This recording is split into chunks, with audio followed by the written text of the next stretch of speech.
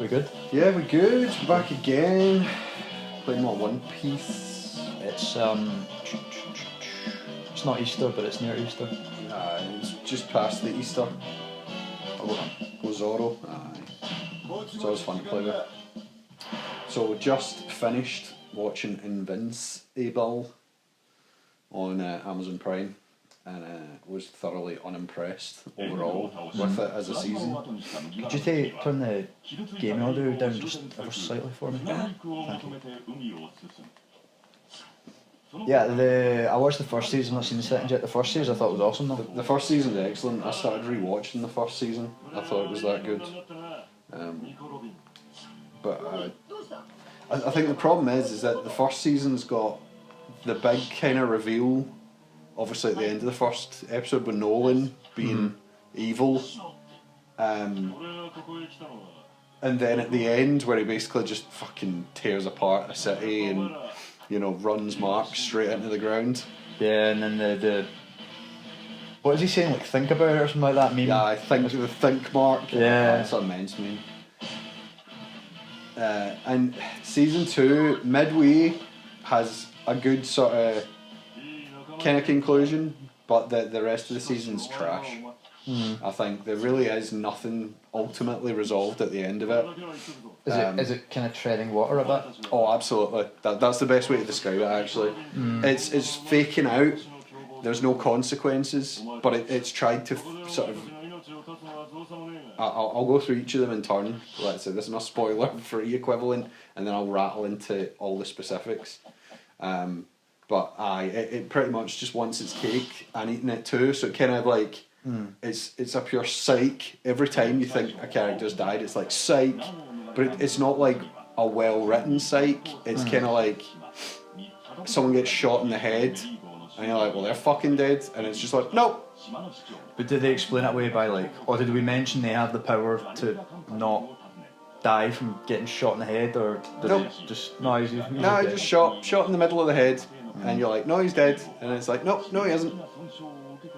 And they bring him back, and everybody must be fucking robot parts by now.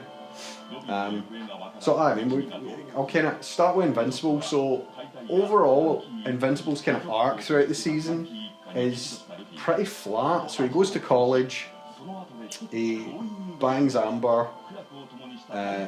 Which one's Amber? Is that AtomEve? No, Amber is his girlfriend. Oh right, yeah. And then he gets mad. Seance dog comes to him. And he's like, oh, Mark, I need you to come with me. And he's sort of like, you're not fucking real.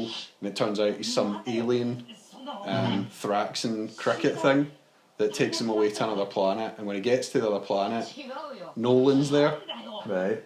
And then almost immediately, like, the Saiyans arrive to pretty much, like, kill Nolan. Oh, why did they want to kill him? Kill Nolan, because he's abandoned his post. He was in charge of Earth. Yes, that's correct. He was meant to be taking Earth over for the Saiyans, I mean the Viltrumites, and they're kind of like, nah mate, you've betrayed the Saiyan, the Viltrumite army. So they basically just go to take him out. And long story short, they pretty much take out Invincible, take out him. And I don't mean like kill, I just mean like, you know, sort of knock them out. Brutally and bloodily knock them out. And now Nolan's basically on death row. He's on like Viltrum death row, which conveniently the Phantom Zone. Well, the convenient bylaws that's Superman, but you know. Well, the convenient bylaws of Viltrum are that you get to regain a full recovery before you serve your death sentence. So what does that mean? Well, he's totally like taken out. He gets like his back broken in the fight. But they're just going to like totally fix him up and before they put him to death. That makes no sense. Yeah, exactly. That's one of the... Now, I mean, not to compare it to real life logic, but real life logic, people say like, oh, if someone's terminally ill on death row, they need to get treated. And you're like, well, that's a wee bit different because that's them dying of one thing when they're due to be executed, but if you're due to be executed, they're not. Why are they healing him of his injuries and crap? Like that doesn't make... No, they have to actually put effort in to try and heal him. like fix his broken spine and all sorts. So it's dumb. But yeah, by the end of the season, Nolan's basically still in Viltrum prison, but he can walk again, and he seems to be back to sort of reasonably full strength. Remember that scene in Dark Knight Rises where the guy's like, "Oh, your back's broke," and he just punches it and it fixes it. Yeah, I'm sure more or less that's what happens here. Yeah. I mean, they established that Viltrums can like regrow teeth, like Mark regrows all his teeth and stuff, and these guys can take punishment. And it's not entirely clear if they get the, what do they call it in Dragon Ball Z when the Saiyans get the power boost? Zenkai boost. Zenkai boost. I couldn't remember for the life of me that word. But basically, I think Mark's been getting Zenkai boosts. Gets Zenkai boosts. Like Toriyama himself didn't understand Zenkai boosts because they just they made yours. Well, I mean that's Dragon Ball though. As much as I love it, they get as strong as the plot tells them they can get. But it didn't scale because for a while it was you gained twice your power. Well, there was never an exact amount like you double or. I'm sure it said. Whatever. I'm sure Vegeta said my powers doubled after that. Yes, I think you could be right, but not every Zenkai boost. It was consistent with that. It's like a near death. Not every Zenkai boost is like you double in strength. So the thing is maybe you go up by 200 points every time. Aye. So his power level just happened to be 200, so it jumped to 400 type of thing. So it doubled, but it's not. That's all relative, and then they kind of forget about the Zenkai boosts anyway. So I mean, well, I'm sure he said in an interview they still get Zenkai boosts, but it's negligible at this point. Aye. And I've you know what I'm like. I've been planning on making this video for years now, but like I want to make a video about like I reckon power levels are actually much smaller than what we think. You know, people say like, oh, they must be in like the quadrillions by now. It's like, nah, I reckon actually if we were to do the maths and what have you, I reckon like they're cutting about at like 2 million and things like that. Okay. But it would take a full 20-minute video to explain that, so I digress. But yeah, so the Viltrumites can regrow their Saiyan monkey tails or whatever you were saying. Yeah. So basically, like Nolan's almost back to full strength at the end of season 2, which brings me on nicely to Alan. You mind Alan the alien?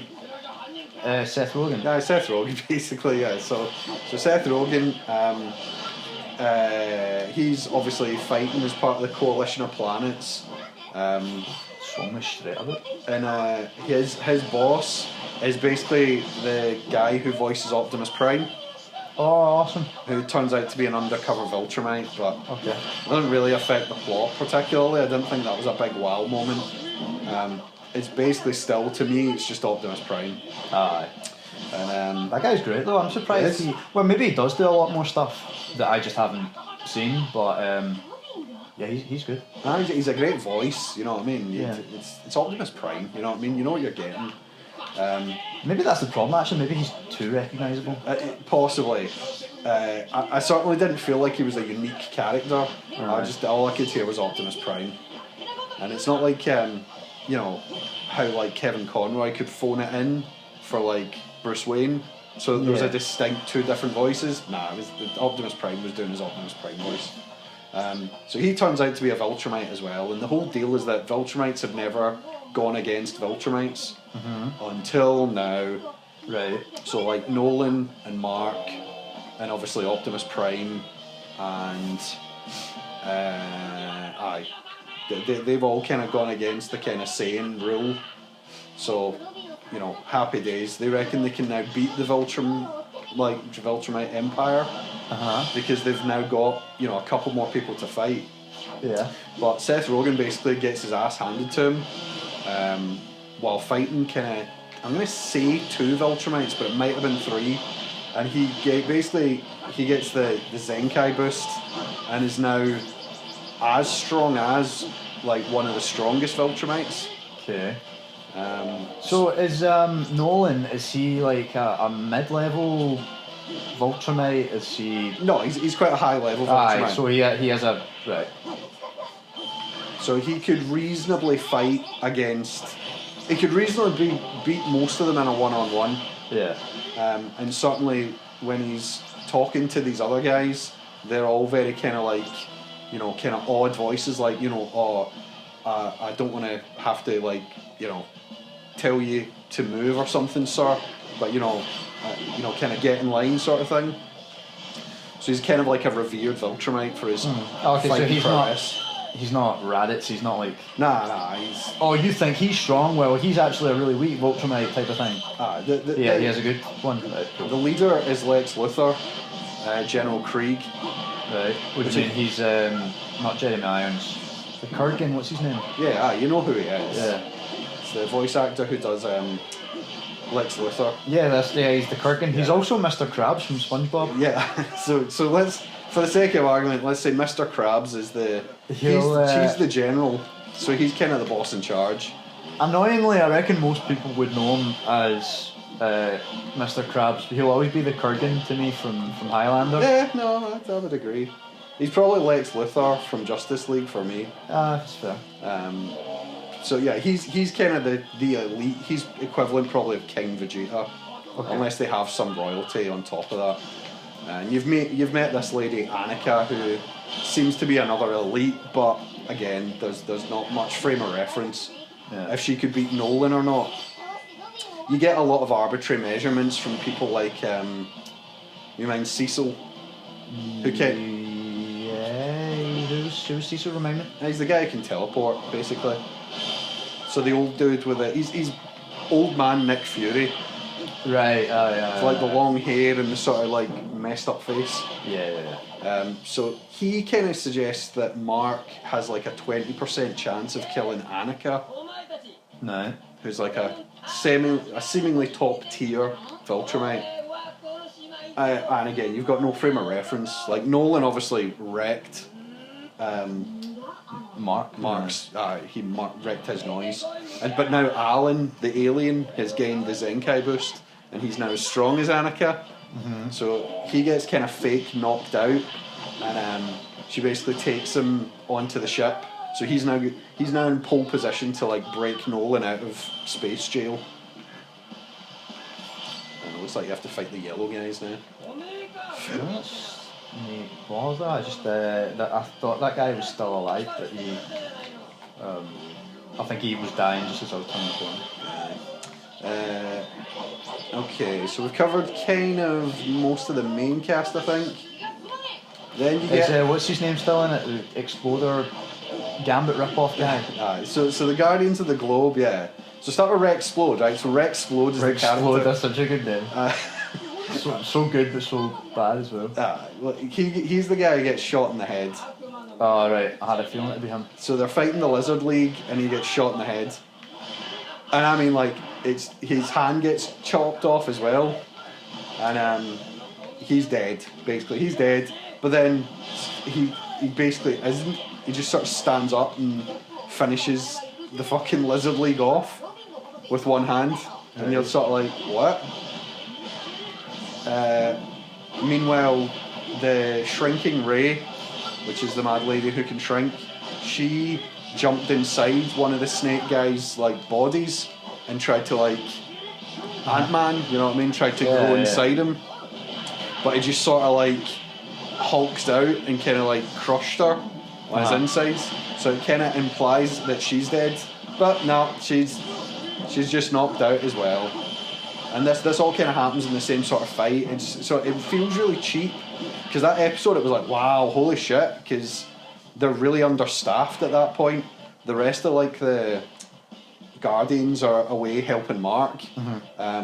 Basically the Martian like Sequid thing is like doing brain control or whatever.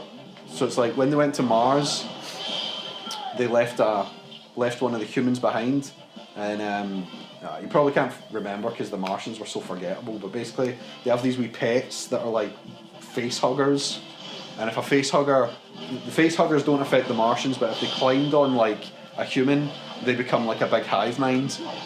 So they've become I think I you'll maybe vaguely remember it. So they become a big like hive mind, and you're like, okay, cool. And they beat that.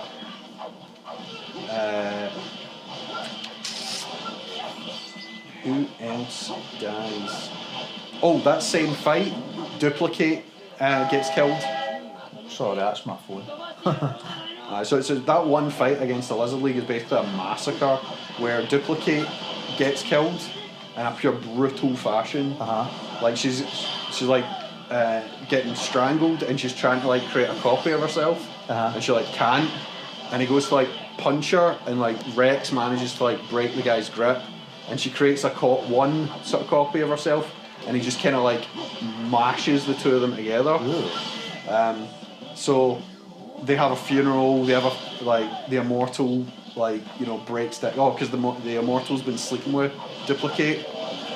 Which one was the Immortal? The guy that Nolan beheaded. But he's immortal, so the Mauler twins put his head back on. Oh, yeah. He's not under their brain control. He just kind of like goes, "Nah, I'm out of here," and just fucking runs after Nolan. Before he gets his ass handed to him again by Nolan. So yeah, the Immortal basically has a breakdown after Kate dies. But then Kate just kind of comes back and goes, "No, actually, I was still alive." How do they explain that she was still alive? How do they explain she's still alive? Yeah. She says, well, because even though we've got and she doesn't say this, but even though they've got a number on their body to indicate which number they are. Was the main one just back at home chilling? Exactly, she was back at home chilling. That's fine though. I mean, that's... You think that's fine? I felt it was such weak writing. Well, I would need to see how they set it up, because that's how Jamie Madrox, that's how in X-Men, that's how he works, is like when he makes copies, if they die or whatever, they sort of he just like reabsorbs them almost, like kind of reabsorbs like. So he's such an underutilized guy actually. Again, not to go off on a big tangent here, but he gets whatever knowledge they gained. Like his duplicates. Yeah. So it's like, why doesn't he just make a bunch of duplicates? They all just hit the library, hit the gym. He can sit on his arse and do what he wants, but all his duplicates are out learning all this stuff, and then he just reabsorbs them, and he could be like just the ultimate superhero. Well, clearly someone else likes Jamie Madrox, because twice in My Hero Academia is basically what you described. Aye. They have sort of multiples. Yeah. Pretty cool. Well, but again, I love Twice because he's got split personality disorder, and his duplicates, when they take a certain amount of damage, they disappear, and so he's not convinced after a big sort of massacre if he's the original or if he's a duplicate. Oh, that's actually that's pretty cool. Yeah. I'm trying to think. I wonder if that's a thing with an X-Men. What, Jim Madrox? No, with the not knowing if he's there. I feel like he is. Cause I think they come back sort of into.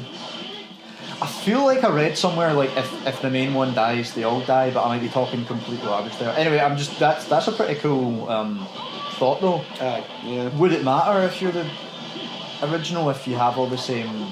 Well, memories that's actually a pure interesting. The problem is he's become really risk averse because a duplicate can only take a certain amount of damage. Yeah. And then it can't it'll die.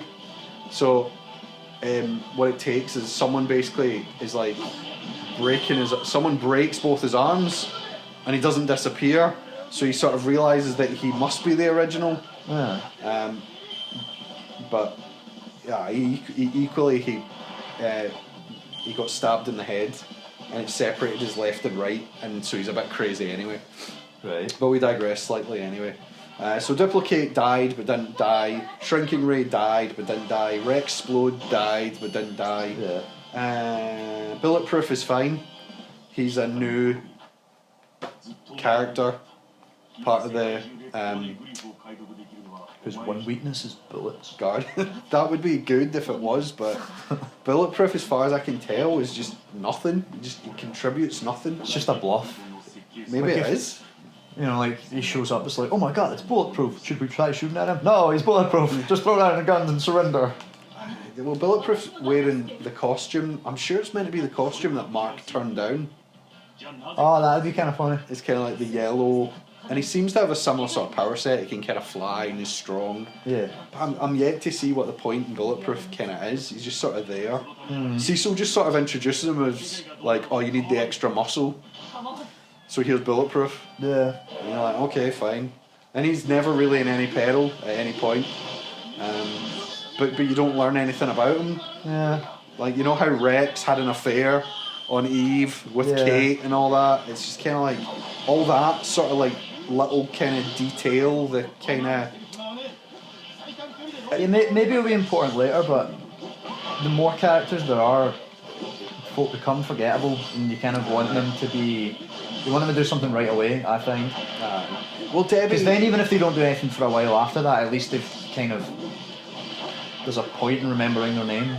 Well, Debbie starts off well enough, you know, Mark's mum. She goes to like a support group.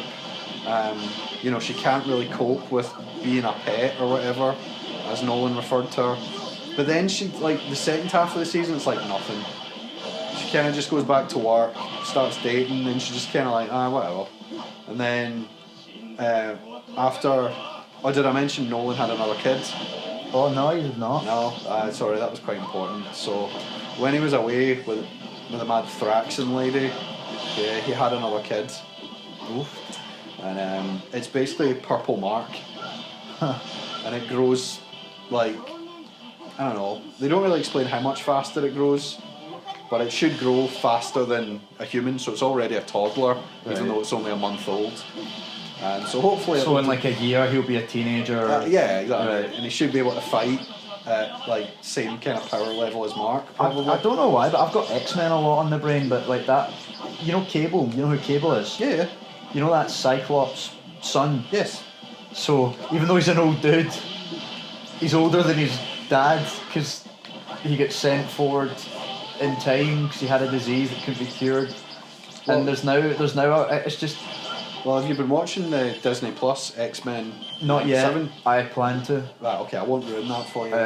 I've heard pretty good things so far, but I think plan it's to very see good. it. Yeah. I plan to watch it. Yeah. I think it is particularly good. It's not. Why do they keep?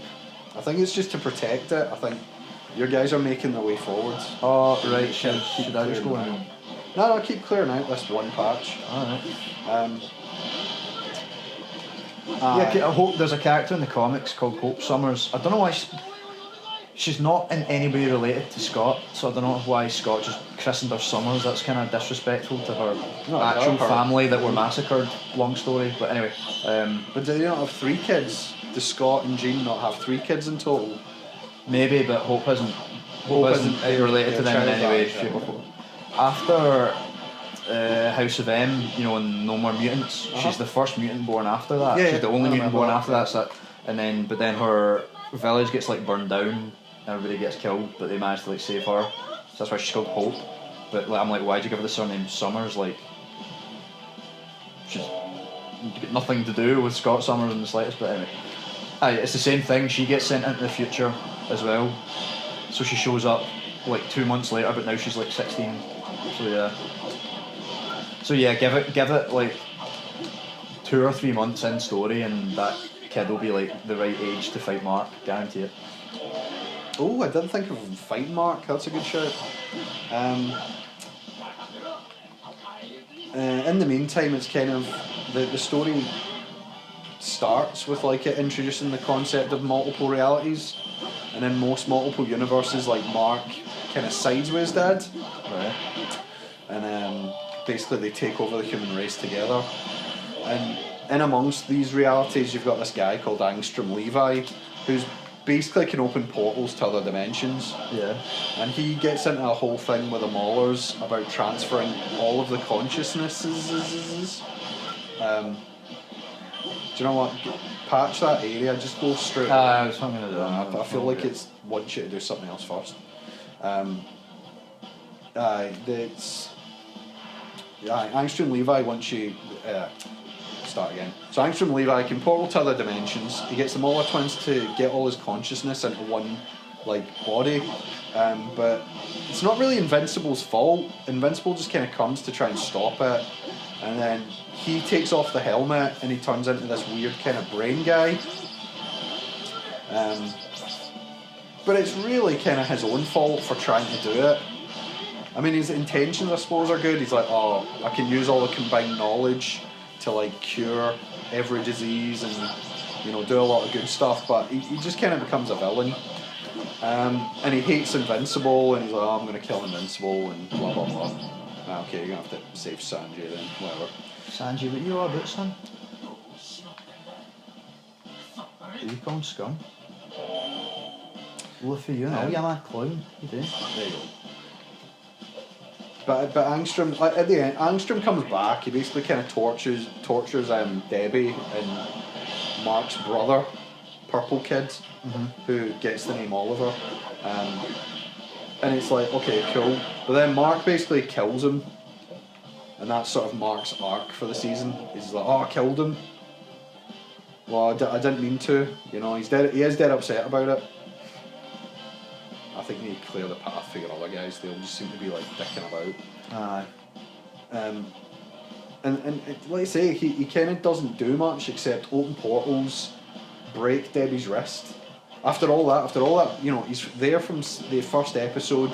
He's away kind of concocting plans and speaking to other versions of Mark, including one that's kind of trapped by a female version of like Cecil and Donald. Just in that reality, like Cecil and Donald are women, but they look like really manly. They didn't put much effort into like converting them. Aye, like the character designs or what have you.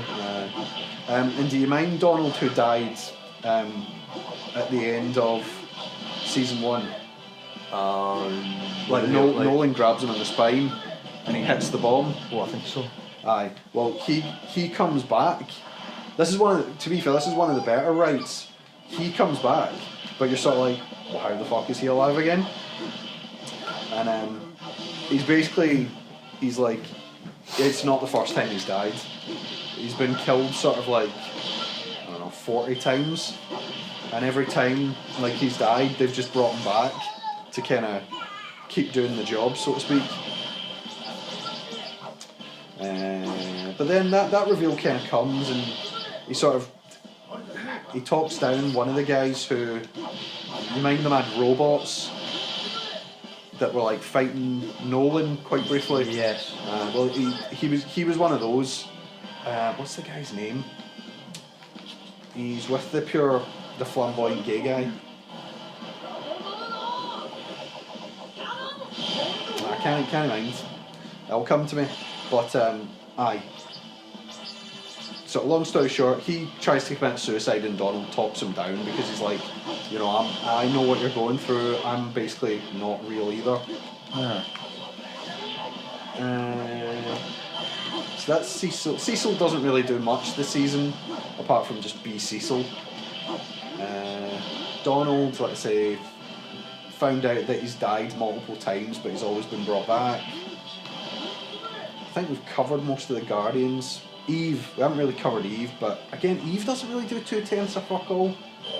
She kind of fixes like Chicago using her mad powers, but she does it wrongly. I need to make sure Luffy doesn't flee. Where is So he? he's down. If you go, down. She basically tries to fix like. You should be able to jump straight down, and then go right. See, I don't know why they keep fighting this fucking unsalvageable corner. He's still in the same corner he was last time, man. It's a stupid prick. So Eve basically fixes this bit of the Chicago, but she's not like a fucking city planner. She doesn't know how to like build construction wise. Yeah. So the park that she kind of builds just collapses because it wasn't structurally built correctly.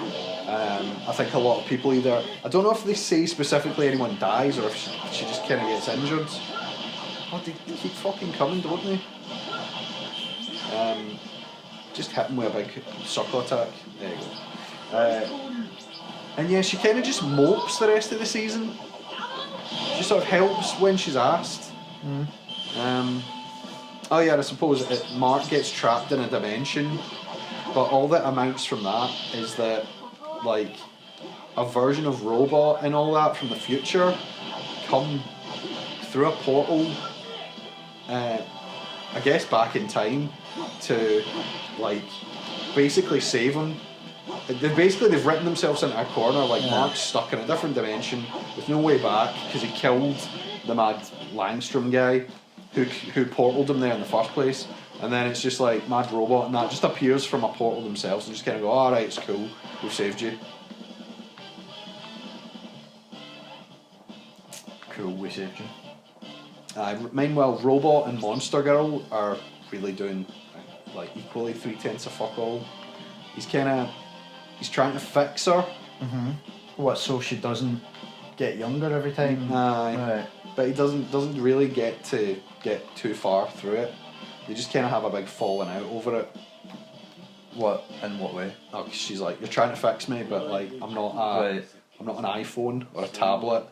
She's like, you need to talk to me and ask how I'm feeling about it. You can't just try and fix me because you see a problem.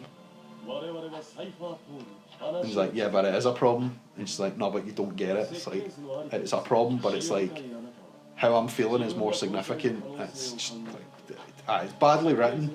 I'm not even like making a hash yet. That's pretty much how it's written. He's just like, right, whatever.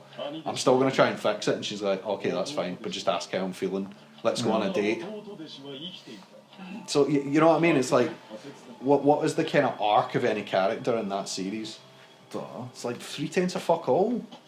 Whereas like you look at the first season and you're like, my god, Invincible gets his ass handed to him basically every fight, but kind of still learns, still prepared to fight. You know, Eve and her whole relationship trouble with Rex. Mark gets a girlfriend. Like that. It's just So how far ahead is the comic? oh, Christ knows, man. I mean, like a lot. Yeah, I think so. I don't know how long it's been out or anything. And I mean, they've got a spin-off that I started reading called Guardians of the Globe, which I wasn't very impressed with. I actually thought it was Invincible because he's on the cover. But no, that was just clever marketing. Yeah. Because I bought it on that basis, and then sure enough, Invincible's not in it at all. But neither's Robot, neither's Eve, neither are the rest of the Guardian. All the kind of mainline Guardians have all been transported to a different dimension, which must be what the mainline Invincible story's following. So it's just like the pure fucking B team. Yeah. And I wouldn't recommend it. Anyone who wants to read it. But yeah, as far as I'm aware, the graphic novel, people seem to recognise Annika, which makes me think she's probably quite significant. The mad female Viltrumite, but I'll be interested to see their own spin on it. Because Bobby Kirkman, I mean, he wrote Walking Dead, and I was really enjoying that. Yeah. At first, although I'll need to get back to it because it kind of just it felt like it was treading water for a while, but. Or the TV show, you mean, or the... No, the actual comic. The comic, yeah. Aye. So does that happen in the TV show? It's when they were in the jail. Aye, the TV show painfully treads water, and now they're going to bring it back with, like, Rick was missing, and now him and Michonne are doing, like, a spin-off. Or is Michonne still alive? Yeah. Oh, well then again, I don't know if Darryl's even in the book. So, and is he not one of the main guys in the book? Aye. So, I suppose it's different, but... Darryl. Well, it's just because I'm sure the part I stopped reading that Michonne was like presumed dead. Yeah, so possibly. Like, I'll take it she probably isn't really dead.